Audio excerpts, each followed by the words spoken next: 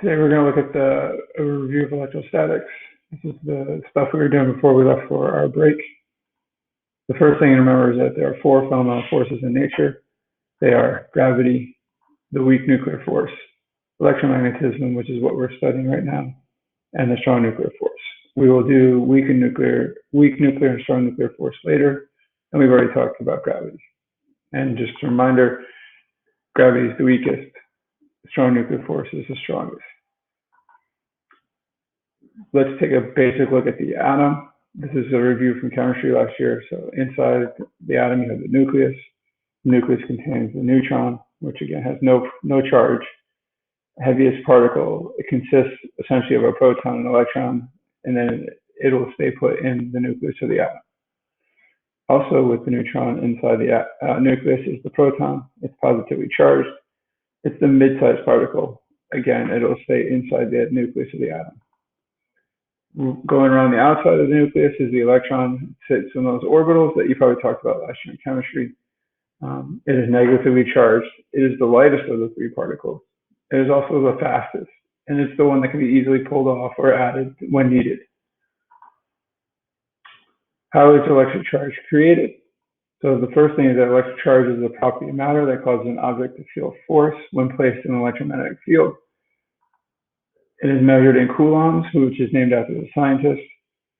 And the proton and electron have the same charge. And it's what is known as the elementary charge, which is 1.6 times 10 to the negative 19th coulombs. So if you had 5 electrons, it would have a total charge of negative 8.0 times 10 to the negative 19th coulombs. You just simply multiply 5 times that elementary charge. And remember, the proton is positively charged, so if it was 5 protons, it would have the same charge, but just a positive sign. Recall that atoms are electrically neutral, so the protons and electrons will carry that same charge despite their considerable mass differences. The neutron and proton are both about 10,000 times bigger than the electron. Electric charge is created by the movement of electrons, not the protons. And so if the protons move, you actually change the element entirely. Remember, the number of protons that gives you what each element is. That's the atomic number. Plus, don't forget the protons are like couch potatoes. They really don't want to move. Positive charge is created when an electron is lost, and a negative charge is created when an electron is gained. So if you remember bonding last year at chemistry, something as sodium chloride, what happens is the sodium atom wants to lose the electron, and the chlorine atom wants to gain the electron to fill up that outer shell, to give it 8 valence electrons.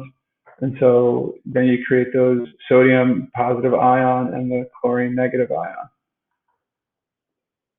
Now, where does this all lead? So electric force is our study here in physics. It's known as Coulomb's law. When we talk about electric force, it was first published in 1785 by the French physicist Charles Augustin de Coulomb. It describes, again, the interaction or force experienced by 2 electrically charged objects. Remember, force has to involve 2 objects, and it describes those interactions. The electric force follows the saying opposites attract and likes repel, just like magnets. So you can't put a positive charge will always attract a negative charge, where positive charges will repel positive or negative charges will repel negative. This is something you'll see in the formula. If the answer ends up being a positive, then it is a repulsive force, and if it's a negative, then it's an attractive force. And just here's a little picture that describes that kind of interaction. Now, Coulomb's law does have a formula associated with it. It's F equals K Q1 Q2 over D squared. Remember, K is the Coulomb's constant, Q is our charge, that's the variable for charge, and D is the distance between them squared. The interesting thing is that, remember, it resembles Newton's law of universal gravitation. And there was a considerable idea that Coulomb actually just simply plagiarized the formula and made it fit to charge. Here is the Newton's law of universal gravitation. You have G m1 m2 over d squared. Again, the distance, G is the universal gravitation constant, m is the mass, d is the distance between the objects. Now, if you look at the similarities between the two, one, they both involve 2 objects separated by distance. They're both inverse square laws. Remember, the inverse square law means that it varies inversely proportional to the square of the distance between them. Remember, it gets smaller faster by the squared. And they both contain universal constants. So K and G will not change wherever you are. The differences are that Coulomb's law involves charges, and Newton's law involves mass.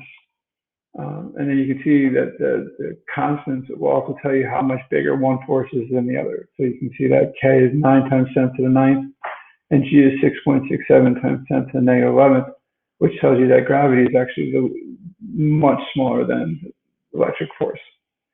So this shows you that electromagnetic force is much stronger. Now, you have to remember that gravity and electromagnetic force are both what are called force fields. So they're created by a field that surrounds the central object. So the gravity surrounds the planet and always points towards the center of the planet. Remember, there's always an attractive force. Things want to fall down to the Earth or the planet. Whereas the electric field will follow the rule of opposite attraction, which means that the field lines will point away from the positive and into the negative. The field lines are essentially how does a positively charged object how is it affected by that charge that is sitting next to you. So that's why if you put a positive charge next to a positive charge, it will repel. The greater the charge, the more the field line. So if I have a +2 charge, it's going to have a stronger field or more field lines than a +1 Coulomb charge.